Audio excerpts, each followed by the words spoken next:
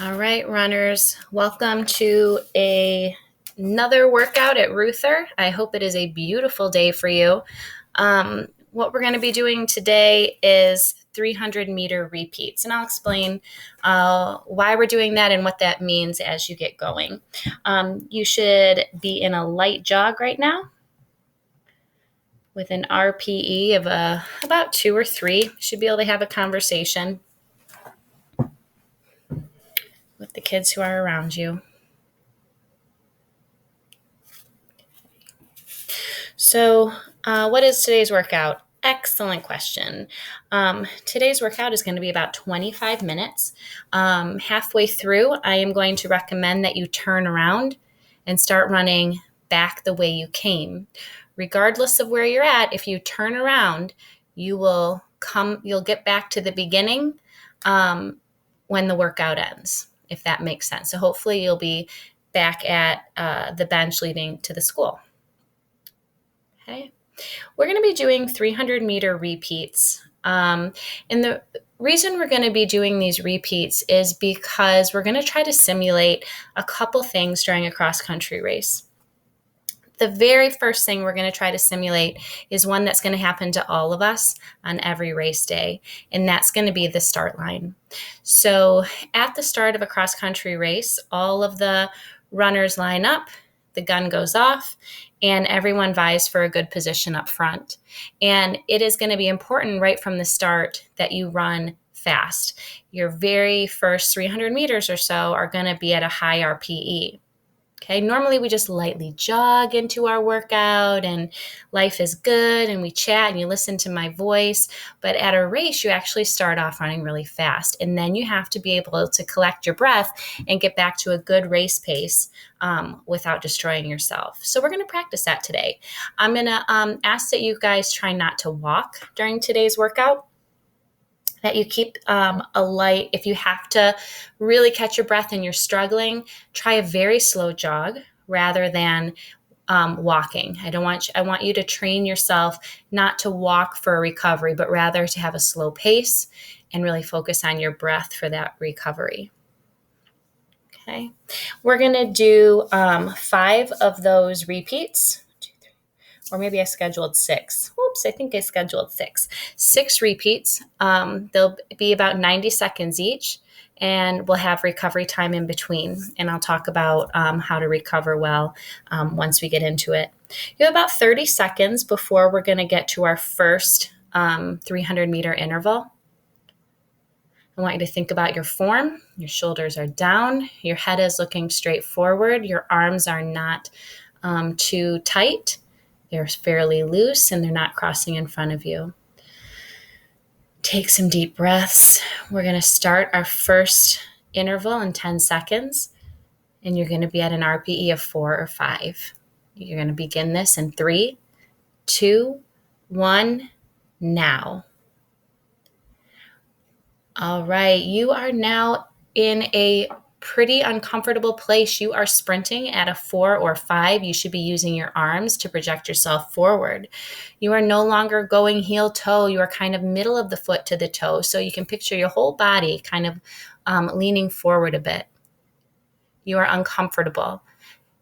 You can picture yourself racing the other runners to get a good spot in the cross-country meet. You've got this. Okay, you are about halfway through this first interval. This is probably going to be the hardest one. The first one is always the hardest.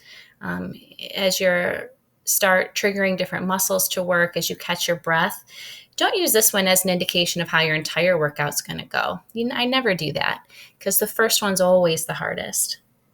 Keep going. You are doing great things. You have about 25 seconds left in this push. Keep it going.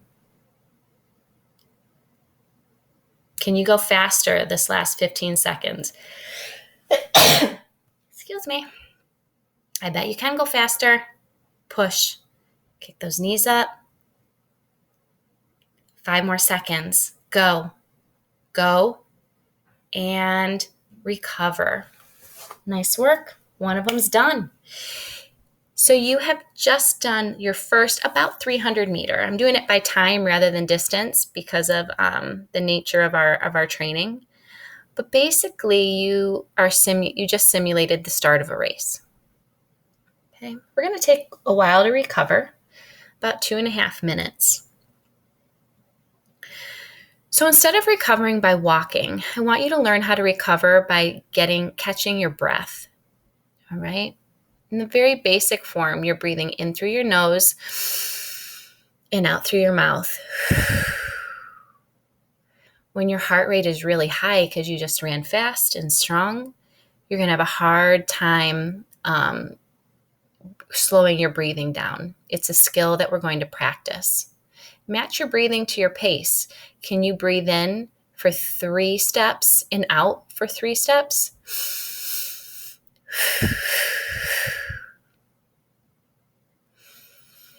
At this point, your heart rate should be recovering.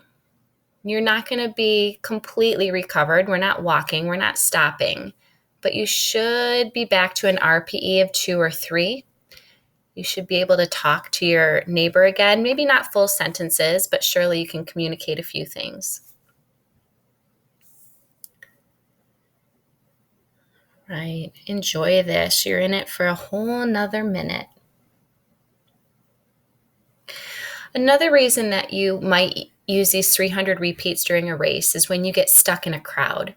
So in a cross-country race, very often the course might narrow to a smaller group, and you'll find that when you get out of that narrow area back into a larger one, you need to vie for a position ahead again.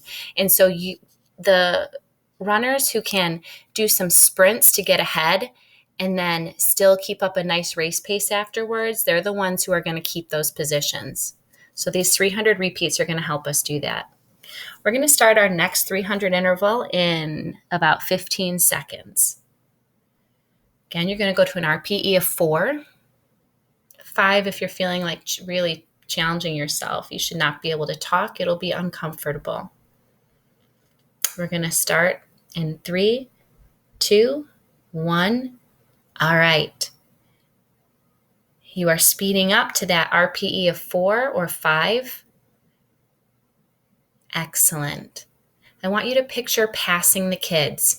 You're picking off those Van Hoosen kids. You're picking off those West kids and those Hart kids one by one. I want you to picture the back of somebody's shirt as it gets closer to you.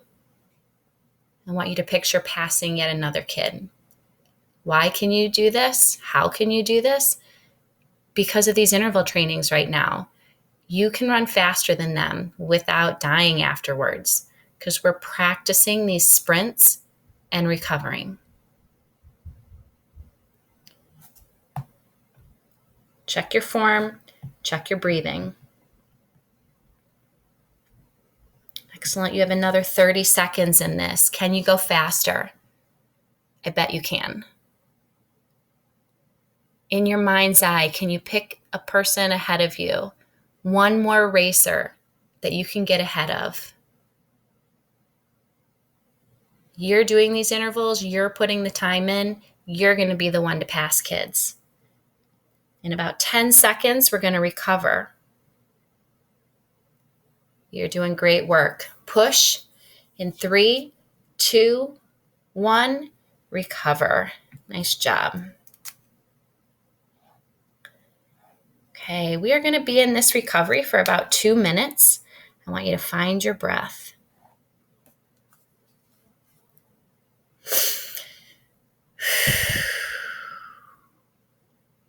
You may not find that you capture your breath more easily today, but cumulatively, after we do these runs over a few weeks, you'll find that you'll find your breath easier and easier if you're putting the work in. Running is one of those things. It's a metaphor for life, right? We've talked about this. In running, you get out only what you put into it. If you come to practice and you walk a lot and you just chat with your friends, and when we do the stretches, you don't really dig in, you're probably not going to improve much this season. If you are doing these workouts with intent, if you're motivated to improve, you 100% will. Absolutely. All right, we have 1 more minute in here. I'm going to spend most of the rest of the recoveries talking to you guys about nutrition and what I want you to do to fuel your body for these races. One of the major misconceptions in nutrition for cross-country runners is that you have to force a whole bunch of carbs and pasta into your body the day before and then not eat anything the day of. That is a fallacy. That's not how you get stronger and faster and more athletic. And I'm going to explain to you, once we get into these runs, what I want you to do with your nutrition. In about 15 seconds, we're going to start our next 300-meter repeat. Catch your breath. Put your shoulders down. Make sure your head is forward. Start in 5, 4, 3, 2, 1. Awesome. You've picked up your speed. You're at an RPE of 4, maybe 5 if we're a little bit further along in the season. You're very uncomfortable.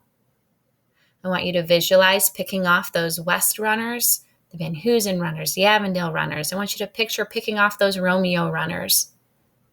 You are doing these intervals so you have the ability to vie for a position and recover without losing your spot. Excellent. You're doing an amazing job. So, talking about nutrition. The day before a race, you absolutely should be eating carbs. Pasta is absolutely fine. It's a great way to load up on carbohydrates, which will turn to energy more quickly for your racing and your training.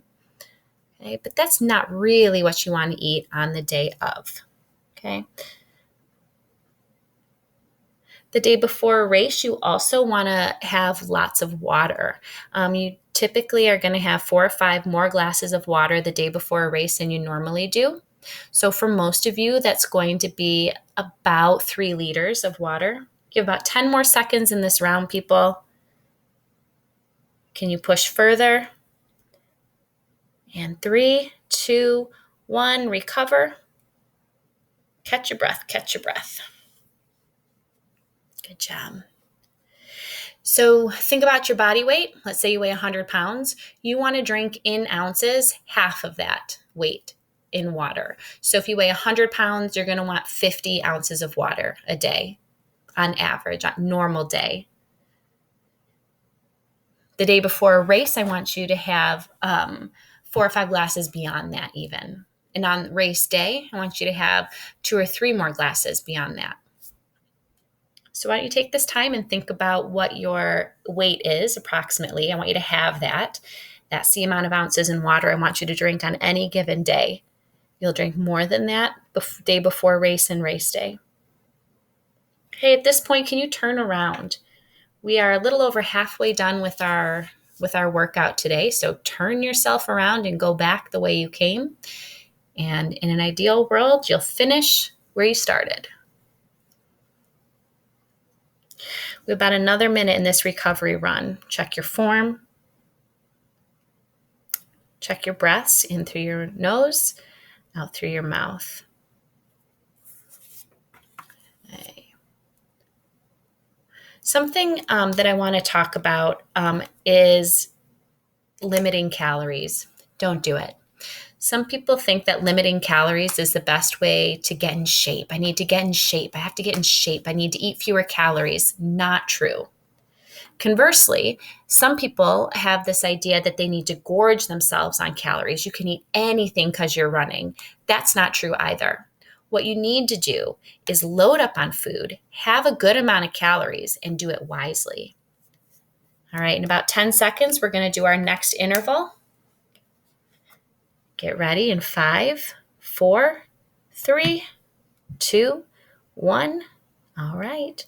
You're in it. RPE of 4 or 5. It's a 300-meter repeat, 300-meter sprint that we're repeating. And again, we're doing this to simulate in a cross-country meet when you have to sprint to get ahead of a small group. And then, even more importantly, recover after you've gotten the position that you're happy with. So going back to food, you should not limit the amount of calories that you're eating. In fact, lunch the day of your meet, I want it to be a minimum of 400 calories. And probably it won't be any more than 800 calories, somewhere between 400 and 800 calories. And I recommend that you pack your lunch. Pack your lunch on these days rather than just getting something from the cafeteria if that's possible. If you get something from the cafeteria, get a sandwich that has kind of a lean meat, like the turkey sandwiches with cheese, and some of the vegetables and fruit that the cafeteria offers. Some options for when you're packing your lunch is I want you to think mostly carbohydrates, mostly carbs. So like whole grain breads, whole grain crackers, whole grain pastas, lean meats like a chicken or turkey. Cheese is great. Peanut butter is an excellent option as well. Oh my goodness, guys, you can rest. I went 2 seconds over. You're in recovery for about a minute and a half. So, whole fruits, whole vegetables, those are good things to have on race day. Granola, rice, beans, crackers, pretzels, dried fruit. These are all things that you should be having during your lunch on race day, a minimum of 400 calories. Some of you are eating lunch at 10 o'clock in the morning, and our races aren't typically till 4 or 5 o'clock at night. So please, you don't need to go light on your lunch. It's the opposite. You need to have 400 to 800 calories. All right, people, check your breathing. Excellent. You have about 40 more seconds of this recovery. Then we're going to do another interval. Okay. Excellent. Because you guys eat lunch so early at 10, you're probably then going, you are going to need a snack. Ideally, you're eating meals like every 3 or 4 hours on a race day or a high training day. So keep snacks with you, trail mix, dried fruit, pretzels, carrot sticks, grapes. Keep those things in your locker so that you can be fueling your body efficiently for race days. Okay. Excellent. All right, you have about 10 more seconds. And then we're going to get into an interval. All right, takes a deep breath in 5, 4, 3, 2, go. This interval is going to be a little bit shorter. We're just going to run for 1 minute rather than 90 seconds because you've been at it quite a while. Check your form. Use your arms to propel you forward, midfoot to toe. You're leaning forward a bit. You really need to dig. This is the hard part, right? When you're tired and you don't quit. You have about 25 more seconds in this interval. You can do the hard things. Nice work. Keep it up.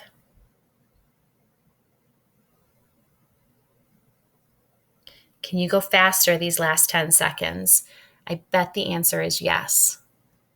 5, 4, 3, 2, 1, recover. Congratulations, people. You have one more interval after this. And then we're going to have all recovery. This recovery period is going to be 1.5 minutes. So just to finish up on our conversation about nutrition, before the race, you're going to want to drink a little bit of water. You can have granola. You're not going to eat a lot of protein at that point or fats. You're going to stick to those carbs right before the race. After the race, you're going to want to eat pretty quickly within a half hour of finishing the race. And you're going to want to eat mostly carbs. You have to restore all those lost electrolytes from your sweat. Also, your glycogen stores are going to be low. So you want to get those back into your muscles. So that's going to be some carbs and a little bit of protein. Chocolate milk is a really popular post-race nutrition choice because it has the sugar, it's a liquid, it has protein and calcium. So chocolate milk's a great one. Make sure it's cold. Nobody wants warm chocolate milk. Peanut butter, bagels, crackers, granola, all good. Last one, guys. We're going to start it here in 5, 4, 3, 2, 1. Nice work. All right, get that speed up. It's an RPE of 4 or 5. It's your last one. Oh my gosh, you guys, you are doing hard things and you're killing it. Again, this is your last interval. I want you to picture picking off runners ahead of you. It's the finish line. Everyone else is just dying. They haven't eaten properly today. They didn't sleep properly last night, but you have. You've done your nutrition, you've gotten sleep, and you've put this training in. And as you approach that last 300 meters of the race, you are still picking off runners. I want you to visualize the jerseys in front of you. They're getting closer. Those runners are trying to sprint, but it is all they have. But you have more because you've put the training in. You, my friends, can do hard things because you're a Reuther runner and you've been training like a Reuther runner. The finish line is 30 seconds away. 30 seconds, that's it. That's all you have left of this interval. Can you go faster? Can you pick off 2 more runners in front of you? Yeah, I bet you can. You have 10 more seconds till the finish line. Push. Lean forward. Dig in. Use those arms. Lift those knees. In 5, 4, 3, 2, 1. Nice job. Don't walk yet. We're going to be in a running recovery, a nice jog, maybe an RPE of 2. I want you to focus on your breath.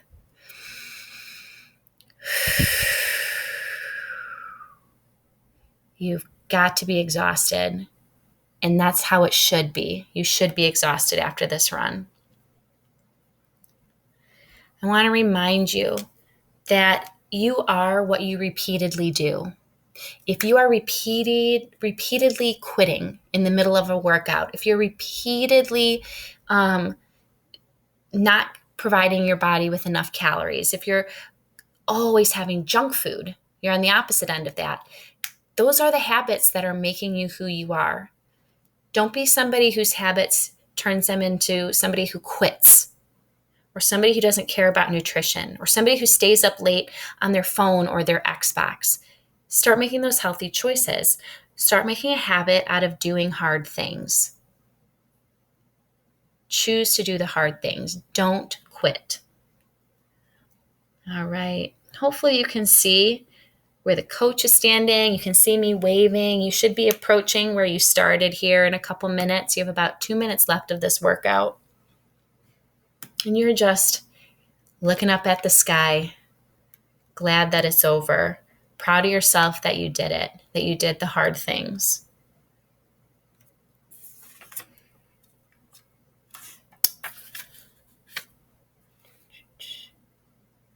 I'm looking back at my notes to see if I left anything off. And one of the things that we didn't talk about were sports drinks and caffeine.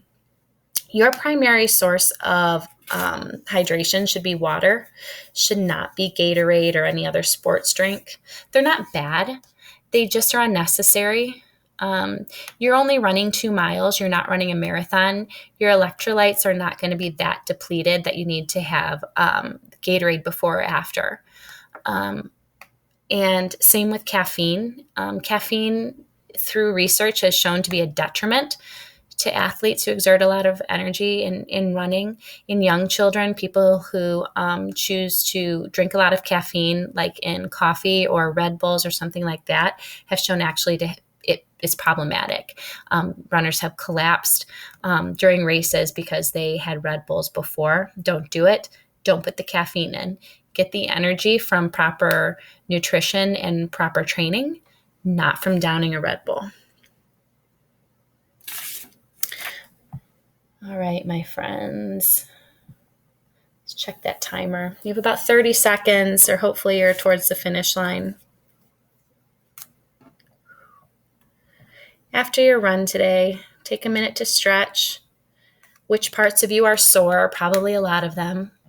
If anything feels hurt, like joints, talk to me, talk to your coaches. We'll work through giving you some stretches for those. All right, you have done some great work today. I'm proud of you, but more importantly, I hope you're proud of yourself. You're doing hard things. You are making habits out of doing the hard thing, not quitting. Keep it up.